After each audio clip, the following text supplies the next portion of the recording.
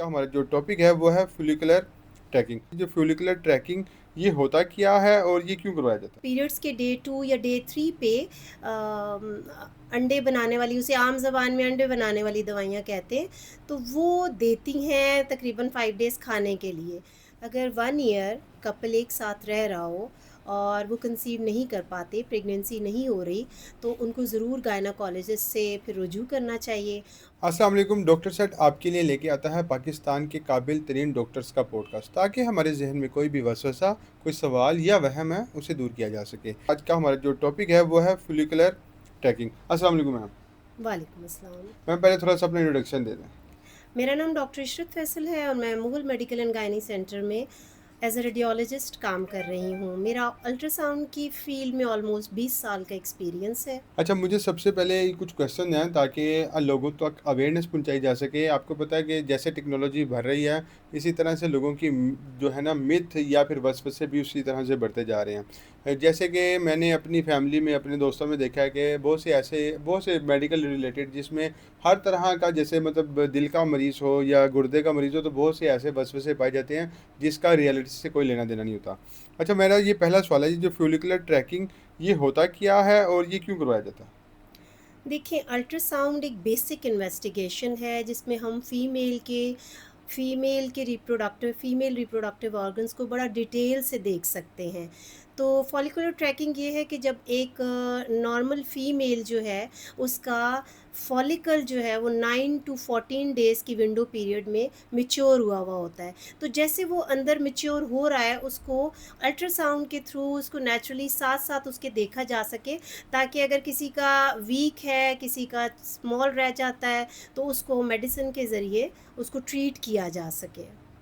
तो ये जो फॉलिकुलर की ट्रैकिंग का जो प्रोसेस होता है, ये प्रोसेस होता क्या है?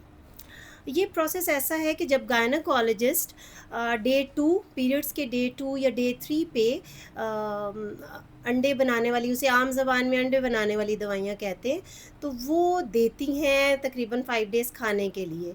तो उसमें वो 7th डे पे या 8th डे पे अल्ट्रासाउंड करवाती हैं, ताकि उसके एग साइज़ को या फॉलिकल साइज़ को देख सकें। उससे गायनेकोलॉजिस्ट को हेल्प मिलती है कि आइदर उसको किसी इंजेक्टेबल की ज़रूरत है, या मे बी उसने नेचुरली ही 12 डे पे वो फॉलिकल साइज़ मैच्योर हो जाएगा, तो उसको फिर 12 डे पर उसको एक अल्ट्रासाउंड कर लिया जाता है। तो इसके लिए कितनी दफ़ा अल्ट्रासाउंड करने की ज़रूरत पड़ती है? बेसिकली ऐसा है कि एक हम डे 2 पे अल्ट्रासाउंड कर लेते हैं, पीरियड्स के डे 2 पे, ताकि कोई सिस्ट को हम एक्सक्लूड कर दें, कि कोई पिछला साइकिल का फॉलिकल पड़ा हो उसको एक्सक्लूड कर दें, ताकि हम सिर्फ़ और सिर्फ फॉलिकल को देख सकें। क्योंकि अगर कोई सिस्ट होगी और हम अपनी ट्रीटमेंट शुरू कर देंगे, तो वो सिस्ट और बड़ी हो जाएगी। तो एक आपका डे 2 पे होगा और एक आफ्टर मेडिकेशन, जब गायनेकोलॉजिस्ट ने उसको मेडिसिन दे दी है, तो उसके वो 7th या 8th डे करेंगे और उसके बाद 12 डे पे करेंगे। तो बेसिकली 3 स्कैन जो है वो फॉलिकुलर ट्रैकिंग में किए जाते हैं 3 दफ़ा। और इसका फ़ायदा कितना हो सकता है? कितने परसेंट लोगों को इसका फ़ायदा होता है? अगर आप फॉलिकल को बड़ा क्लोजली मॉनिटर करें, क्लोजली ट्रैक करें, तो फ़ायदा ये होगा कि कई दफ़ा आपको पता नहीं चलता, किसी फीमेल का 11th डे पे बड़ा अच्छा मैच्योर हुआ होता है, तो आपका अच्छा फॉलिकल बना हुआ हो और आप उसको कपल को बता सकते हैं कि ये डेज़ अवेल करें। वरना हुँ। नॉर्मली तो वो डेज़ उनको नहीं पता कि कब हमारा फॉलिकल मैच्योर हुआ है। साइकिल के किस दिन से ट्रैकिंग स्टार्ट करनी चाहिए? आपने शायद सेकंड डे बताया, एम आई राइट? जी, सेकंड डे से फॉलिकल बहुत छोटा होता है, तो बेसिकली हम 8 डे पे, जब कोई वो 1.0 या 1.1 सीएम तक का हुआ होता है, तो हम उसको डे 8 से जो है ना, डे 7 और 8 डे से ट्रैक करना शुरू करते हैं, और next scan according to the gynaecologist, वो जिस तरह बताती हैं अकॉर्डिंग टू पेशेंट साइकिल, तो फिर हम उसको अबाउट 11 या 12 डे पर एक दफ़ा स्कैन कर अच्छा, लेते हैं। मेरा एक और क्वेश्चन है कि किस एज के बाद लड़कियों को ये करवाना चाहिए? बिकॉज़ समहाउ जो कि मेरी अपनी अंडरस्टैंडिंग है, जैसे इस मरहले से मतलब हम भी गुज़रे हुए हैं अल्हम्दुलिल्लाह। मतलब यहाँ तक ज़रूरत नहीं पड़ी, लेकिन जैसे कि मेरी वाइफ़ की पहली प्रेगनेंसी 7 माह के बाद थी और अल्हम्दुलिल्लाह उसके बाद अब दूसरा बच्चा भी आने वाला है। तो मेरा क्वेश्चन ये है कि शायद शादीशुदा नए कपल को तो इन चीज़ों की ज़रूरत नहीं है। एक सर्टेन एज के बाद ही जाके एक औरत को इस प्रोसीजर की तरफ जाना चाहिए। वो क्या एज आप रिकमेंड करेंगी? अगर 1 ईयर कपल एक साथ रह रहा हो और वो कंसीव नहीं कर पाते, प्रेगनेंसी नहीं हो रही, तो उनको ज़रूर गायनाकोलॉजिस्ट से फिर रुजू करना चाहिए। और एक बेस लाइन गायनाकोलॉजिस्ट का भी यही होगा कि वो एक बेस लाइन ऑलमोस्ट 11-12 डे पर अपना स्कैन फ़ीमेल ज़रूर करवा ले, ताकि आइदर जो मैं इतना कह रही हूँ कि 11-12 डे पे एक अच्छा फॉलिकल बना हुआ होना चाहिए। और अच्छे फॉलिकल का मतलब क्या है, अबाउट उसका साइज़ होता है that is 18 to 25 mm with good flow on colour Doppler. और उसके साथ ही फिर हम वो झिल्ली जिसमें बच्चा बन रहा होता है, तो उसकी थिकनेस भी बड़ी मैटर करती है, तो वो भी 8 mm हो या 8 mm से ज़्यादा हो। और उस वक़्त उसके क्या है, ट्राइलैमिनर होनी चाहिए। लेकिन अगर 7 mm की है और ट्राइलैमिनर भी है, तो फिर इसका मतलब है कि वो बहुत अच्छी है। तो ये कुछ साइंस ऐसे हैं जो आपको बता सकते हैं, गायनाकोलॉजिस्ट को हेल्प कर सकते हैं कि फॉलिकल भी बहुत अच्छा बना हुआ है, एंडोमेट्रियम भी बहुत अच्छी है।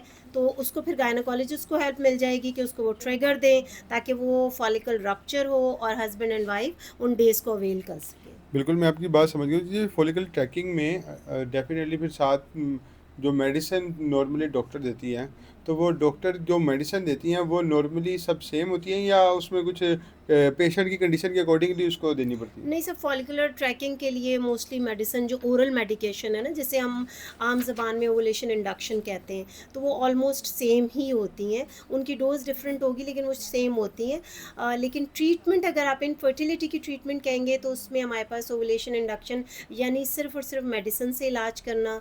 फिर सेकंड पे आ जाता है आईयूआई, इंट्रायूट्राइन इंसेमिनेशन। और थर्ड पे जो बहुत कपल एज ज़्यादा हो गई है, married since many many years, और उनका एएमएच भी बहुत लो हो, एफएसएच बहुत ज़्यादा हो, तो वो फिर आईवीएफ के लिए आते हैं। तो इन सारी चीज़ों में अल्ट्रासाउंड एक बेसिक टूल है जो कि फॉलिकल को ट्रैक करने के मैं लिए आपकी हमारा बात यूज़ समझ होता है। अच्छा, अगर ये जो फॉलिकल है वो ग्रो या रप्चर ना करे, तो फिर नेक्स्ट स्टेप क्या करते हैं आप? सर उसमें कुछ ऐसा होता है कि कोई एनओवुलेटरी साइकिल्स होती हैं, जिसमें आपका 9 to 14 डेज़ में फॉलिकल तो बना हुआ होता है, लेकिन वो होता ही है कि फॉलिकल रप्चर नहीं होता। तो हम जब 12 डे पे स्कैन करके गायनाकोलॉजिस्ट को देते हैं, तो उसको ये भी हेल्प मिलती है कि अब इसको ट्रिगर एक देना है, ट्रिगर इंजेक्शन दिया जाता है ताकि वो फॉलिकल रप्चर हो। और रप्चर होके जब वो एग बाहर आएगा, तो इस तरह वो गायनाकोलॉजिस्ट डेज़ भी बताती हैं कि अब आप डेज़ अवेल करें। इधर से उन्होंने ट्रिगर दे दिया होता है, उधर से वो डेज़ बताती हैं। तो क्लोजली मॉनिटर करके आप ज़रा फॉलिकुलर ट्रैकिंग क्लोजली मॉनिटर करेंगे, तो उससे आपके सक्सेस के चांसेस बढ़ जाते हैं। अच्छा, मैंने ना पहले भी एक सवाल किया था, मैं उसको दोबारा से रीफ्रेश करूँगा। मैं उसमें कुछ और पूछना चाह रहा हूँ जी। कि जैसे कि अगर सपोज़ करें किसी लड़के कपल की 25 साल की उम्र में शादी हुई है, ठीक है। तो क्या वो 26 में उनको इस प्रोसीजर पे आने की ज़रूरत है, या मेरे ख्याल से कोई बात नहीं है, क्योंकि कुछ चीज़ें रब के हाथ में होती हैं। 2-3-4 साल वेट करें, उसके बाद वो सपोज़ करें 30 के पास जाके या उससे ज़्यादा एज हो रही है और लड़की नहीं प्रेग्नेंट हो पा रही, तो वो इस प्रोसीजर को अवेल करे, या नहीं हमें शुरू में ही इसको करना चाहिए? सर अगेन मैं कहूँगी कि जब 1 ईयर तक हस्बैंड एंड वाइफ साथ रह रहे हों और वो कंसीव ना कर पा रहे हों, तो वो ज़रूर एक दफ़ा अपना बेस लाइन ट्रांसवेजाइनल स्कैन ज़रूर कराएं। ट्रांसवेजाइनल स्कैन से एक तो ये है कि यूट्रस की शेप पता चल जाएगी, उनकी ओवरीज में रिजर्व पता चल जाएगा, और 14 डे पे ये भी पता चल जाएगा कि आइदर उसका नॉर्मली फॉलिकल मैच्योर होता भी है कि नहीं है। ऐसा तो नहीं है कि ओवरी को कोई पुश बैक की ज़रूरत है। मतलब ये तो मैं आपकी बात बिल्कुल समझ गया हूँ, और तो ये लॉजिकली भी बात सही है कि कम से कम बेसिक स्कैन इसलिए ज़रूरी होता है कि आपको पता हो आप ठीक हो, बीमार नहीं हो। इन बिल्कुल। शॉर्ट, ये जितनी भी बातें हैं, ये जो मेडिकल टर्म्स हैं, आसान लफ्ज़ों में आपको कम से कम ये पता हो कि आप एक हेल्दी पर्सन हो। अब बाकी चीज़ें अल्लाह पे छोड़ते हैं। अगर कोई बीमारी है, तो उसमें आपको डॉक्टर आपको खुद से गाइड कर देगा कि आपको इस प्रोसीजर से चलना चाहिए। अच्छा, इसके एंड पे मैं ये कहना चाहूँगा कि आप हमारी जो ऑडियंस है, इसमें बहुत से लोग गाँव से भी हमें देख रहे होते हैं, छोटे एरिया से भी। तो कुछ आसान अल्फाज में कोई आप इनको गाइडलाइन देना चाहें ताकि उनकी ज़िंदगी आसान हो सके, वो लोग जो डॉक्टरों तक नहीं जिनकी रसाई, ये भी बहुत से छोटे एरिया से हमें लोग कॉन्टैक्ट करते हैं जिनकी डॉक्टर्स के साथ रसाई नहीं होती, उनको कुछ छोटा सा पैगाम देना चाहेंगे? सर पैगाम ये है कि अगर एक फ़ीमेल है, तो वो 9 to 14 डेज़ के दरमियान कोई अपना बेस लाइन एक स्कैन ज़रूर कराए, ताकि कोई रूल आउट हो सके कि कोई फाइब्रॉइड है। ऐसा तो नहीं है जिस झिल्ली में ही बच्चे ने बनना है, उस झिल्ली के अंदर ही कोई पॉलिप पड़ा हुआ हो, कोई फाइब्रॉइड पड़ा हुआ हो और वो इनफर्टिलिटी इसी वजह से हुई हुई हो और वो मेडिसिन भी लेते रहें, सब कुछ लेते रहें, तो फर्स्ट ऑफ ऑल हमें वो कॉज रूल आउट करनी है। और अगर एवरीथिंग इज़ नॉर्मल तो फिर आप ये कि गायनोकोलॉजिस्ट डिसाइड कर लेंगी कि आइदर वो ट्रीटमेंट पे जाएं ना जाएं, वो फिर किस तरह करना है वो देख लेंगी। चलिए, बहुत बहुत शुक्रिया। डॉक्टर साहब आपके लिए लेके आता है पाकिस्तान के काबिल तरीन डॉक्टर्स का पॉडकास्ट, ताकि हमारे जहन में कोई वसवसा, कोई सवाल या कोई शक शुबा है उसे दूर किया जा सके। इस चैनल को, इस लेक्चर को, इस पॉडकास्ट को ज़्यादा से ज़्यादा लोगों तक शेयर करें, ताकि अगर किसी और का भी कोई सवाल है या कोई वसवसा है उसे दूर किया जा सके। और ये एक हेल्थ रिलेटेड पॉडकास्ट है, इंशाल्लाह इसे सदका जारिया समझ के आप शेयर करें, इससे अल्लाह भी आपसे राज़ी होगा। शुक्रिया। Thank you.